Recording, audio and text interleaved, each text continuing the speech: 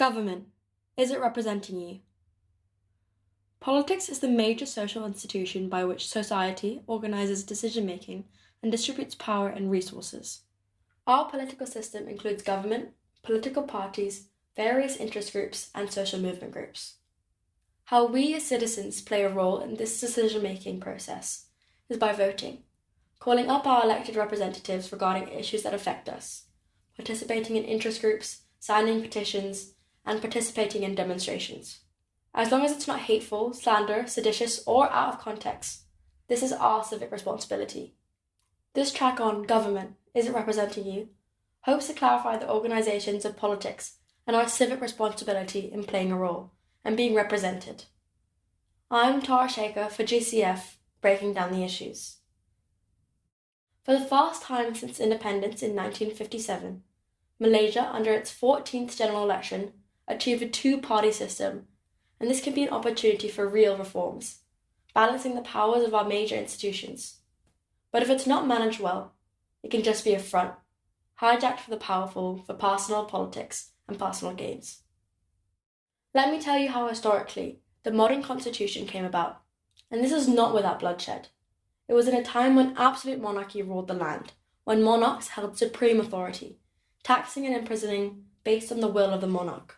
Dangerous times, and as the story of Robin Hood goes, happened in a period of widespread injustice and unreasonable taxes collected for the crown to raise money for, amongst other things, the Crusades.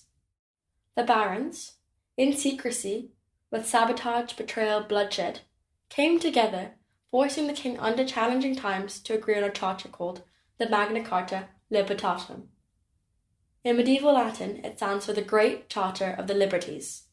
This Charter of Rights dated back to 1215 and was drafted by the Archbishop of Canterbury in order to make peace between an unpopular king and a group of rebel barons. It promised the protection of church rights, protection for the barons from illegal imprisonment, access to swift justice, and limitations on feudal payments to the crown, to be implemented by a council of 25 barons. This loosely was the beginning of the British parliamentary system, and with death and bloodshed, evolved with time. By the 16th century, under the rule of Queen Elizabeth I, there was a structured system of government, with the Queen as head, advised by her Privy Council and the House of Lords, and the people represented by the House of Commons. Like all things, everything evolves with time, and whilst the Magna Carta was originally written to protect the barons, over time it was realised that ultimately, the Constitution was there to protect the people. First men, then women, coloured people addressing different issues on human rights, with the abolishment of slavery to the more recent inclusion of LGBTQ rights. And as all things, the Malaysian government must evolve with time, for one thing. We are all not just immigrants, we are all equal citizens. The Malaysian Parliament is the supreme makers of law in our country, formed following independence from the British in 1957 and guided by the Constitution of Malaya. The Constitution is the legal basis of how the country is governed. Originally drafted by the Reid Commission in 1957, the Constitution covers, among other things, Parliament and the Executive. The Parliament of Malaysia is based on the British system, consisting of the Dewan Rakyat and Dewan Negara, and the Yang di-Pertuan Agong as the head of state. The Malaysian Constitution grants the Agong substantial discretionary powers, but he retains no formal authorities and does not set public policy or choose political leaders. Political leaders are elected by the people. Public policies are deliberated in Parliament. These policies, once voted in, are executed by the government, headed by the Prime Minister. This is the basis of our constitutional monarchy. The Malaysian Parliament is represented by 292 people. 70 are senators who sit within Dewan Negara, and 222 are members of Parliament who sit with the Dewan Rakyat. This represents the Dewan Negara, or the Senate.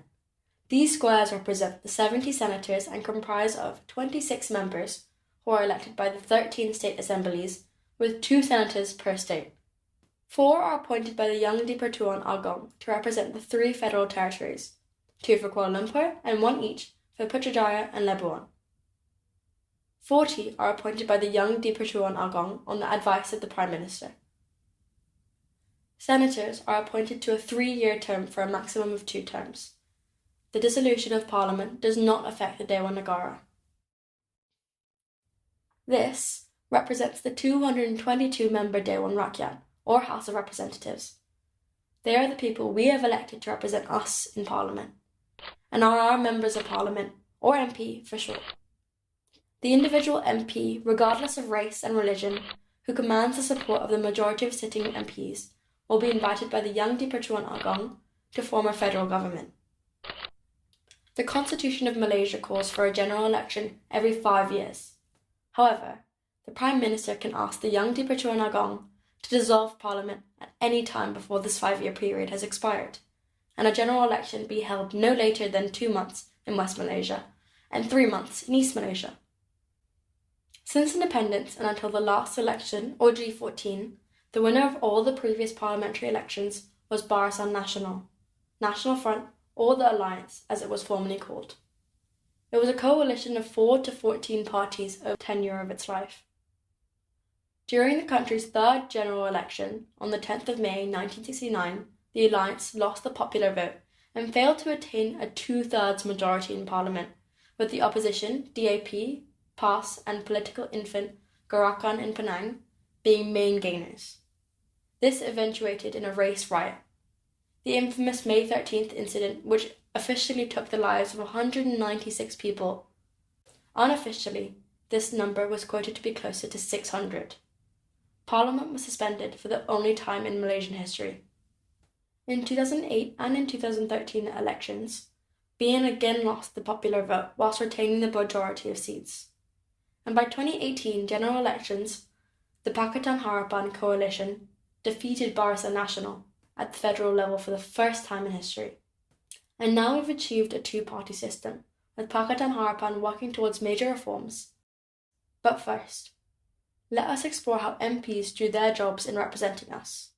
Broadly, they do it by passing laws, having an oversight role of the government and the national budget, and by representing citizens' views to the government. As the legislative arm of government, Parliament is responsible for passing bills or amending and repealing acts of law. This is a lengthy procedure, usually initiated by a government ministry or minister, the life cycle of which begins as a bill. The bill is first drafted by a government ministry or minister with the assistance of the Attorney General's office and discussed in Cabinet. Upon approval of Cabinet, it is passed to Parliament. At the Dewan Rakyat, the bill is distributed to the MPs and goes through 3 readings. The first reading occurs when the Minister or his deputy submits the bill. On the second reading, the bill is discussed and debated by the MPs. On the third reading, the Minister or his deputy submits it to a vote. A 2/3 majority is usually required to pass the bill, but in certain cases, a simple majority will suffice. If it is approved, it goes on to the next stage. At the Dewan Negara, 3 readings are carried out again.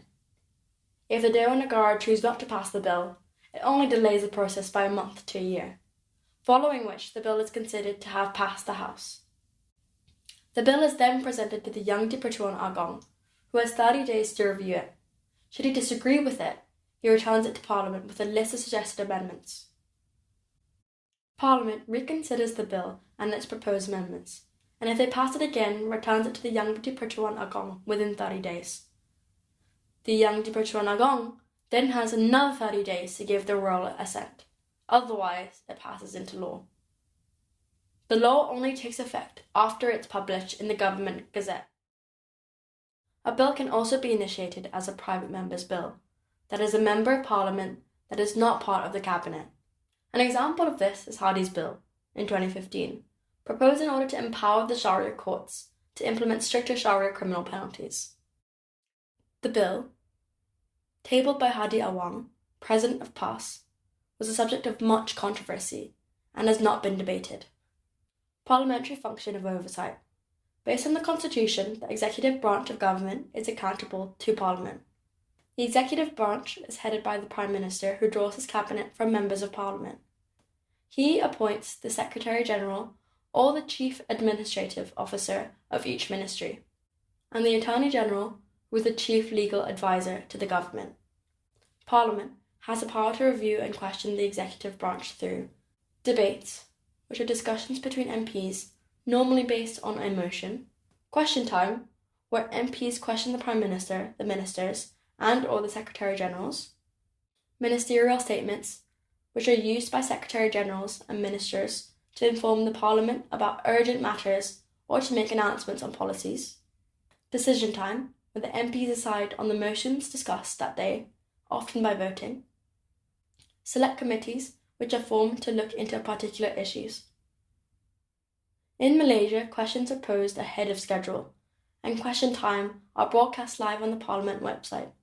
MPs and ministers know they're being watched by the public, putting pressure to up their A game. However, being filmed also has its drawbacks, encouraging political theatre. It may also stop MPs and ministers from being critical in fear of losing their support base.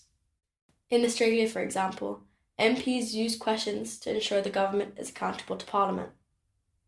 Question time occurs daily at 2 p.m. for 70 minutes. Questions must conform to rules and standing orders, including a time limit for questions to be briefed at 30 seconds, and answers to be 3 minutes.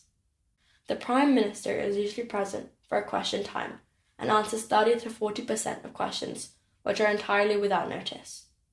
There are 180 opportunities per week, allowing almost all MPs to speak up. If the question is unanswered, a time is rescheduled to address it. In the past, ministers have lost their jobs within the process. A government can be removed from office with a vote of no confidence by a simple majority. That's the power of the Parliament. Select committees are a small group of MPs appointed to look at specific subjects, such as finance, health, economy, rights, or the judiciary. The work of committees include legislations, where the committees can propose or consider and amend proposals of new laws; inquiries, where the committees can investigate and publish recommendations; petitions, where the committees can consider and report on petitions submitted by the public. The Pakatan Harapan government, under the leadership of the Parliamentary Caucus on Reform and Governments, has been working towards strengthening of Parliament.